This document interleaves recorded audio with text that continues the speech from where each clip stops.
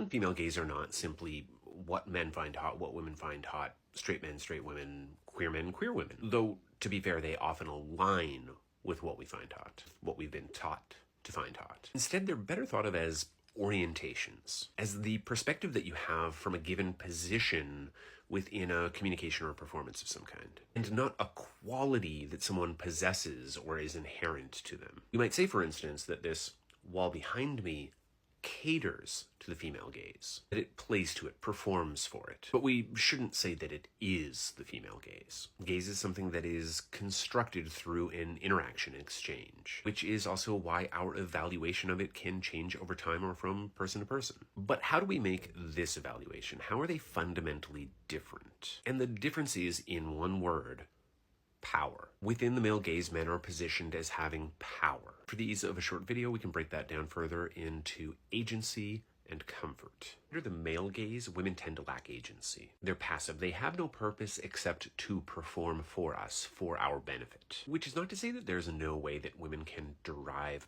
power or privilege from performing for the male gaze. But that is power that originates with men, with patriarchy, that is given by them. And that is always where it will reside. Now, of course, under male gaze, men's bodies are performing just as much, but we're taught to think of them as qualitatively different. This is supposed to read as aloof, indifferent, strong, empowered. Even though these poses are remarkably similar, female gaze removes that agency from straight men. There are a variety of ways that this can be done, but in this example, we see that it literally puts us in the perspective behind the eyes of Keira Knightley's character. She is the one looking, and we're looking with her. I played with it a little differently in this example of my own, where instead the reversal is that I am looking back at you rather than allowing you to simply look at me. This is not just a one-way interaction anymore. And that makes this a good spot for us to talk about that second point, comfort, because it can be unnerving or discomforting for your expectations to be played with in that way. And for somebody to perform an action that you don't normally associate with the genre of video that you thought you were watching. Because female gaze, at least at this moment in time, is defined by the fact that it is antagonistic to male gaze, antagonistic to patriarchal power. So if it can play with our expectations, disrupt them, maybe it can challenge us to rethink the way that we have been taught to see the world, and rethink how we move through it and relate to others.